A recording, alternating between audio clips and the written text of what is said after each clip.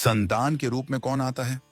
पूर्व जन्म के कर्मों से ही हमें इस जन्म में माता पिता, भाई बहन, पति पत्नी, प्रेमिका, मित्र शत्रु, सगे संबंधी इत्यादि संसार के जितने भी रिश्ते नाते हैं सब मिलते हैं, क्योंकि इन सब को हमें या तो कुछ देना होता है या इनसे कुछ लेना होता है।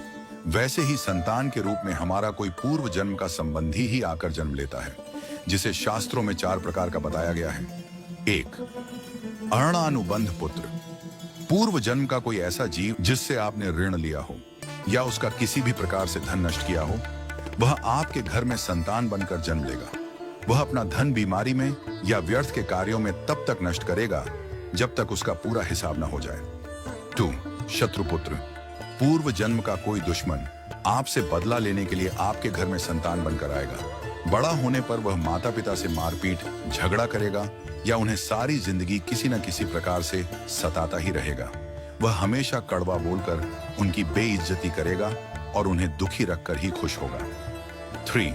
उदासीन पुत्र। इस प्रकार की संतान न तो माता पिता की सेवा करती है, न ही कोई सुख देती है। वह उन्हें उनके हाल पर मरने के लिए छोड़ देती है। विवाह होने पर यह माता पिता से अलग हो जाते हैं और उनकी चिंता नहीं करते।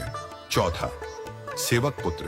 पूर्व जन्म में यदि आपने किसी की खूब सेवा की है तो वह अपनी की हुई सेवा का ऋण उतारने के लिए आपकी सेवा करने के लिए पुत्र बनकर आता है। जो बोया है वही तो काटोगे। यदि अपने माता पिता की सेवा की है तो ही आपकी संतान बुढ़ापे में आपकी सेवा करेगी, वरना कोई पानी पिलाने वाला भी पास न होगा। आप यह न समझें कि यह सब बातें केवल मनुष्य पर ही लागू होती हैं।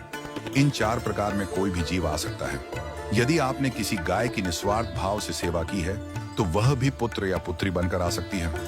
यदि आपने गाय को स्वार्थवश पालकर उसके दूध देना बंद करने के पश्चात उसे घर से निकाल दिया हो तो वह ऋणानुबंध पुत्र या पुत्री बनकर जन्म लेगी। यदि आपने किसी निर्दोष जीव को सताया है तो वह आपके जीवन में शत्रु बनकर आएगा।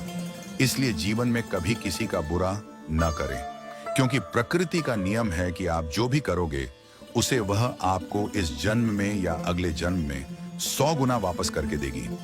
यदि आपने किसी को 1 रुपया दिया है तो समझो आपके खाते में 100 रुपया जमा हो गए हैं। यदि आपने किसी का 1 रुपया छीना है तो समझो आपकी जमा राशि से 100 रुपये निकल गए। जरा सोचिए, आप कौन सा धन साथ लेकर आए थे और कितना साथ लेकर जाओगे? जो चले गए वे कितना सोना चांदी साथ ले गए। मरने पर जो सोना चांदी धन दौलत बैंक में पड़ा रह गया, समझो वह व्यर्थ ही कमाया।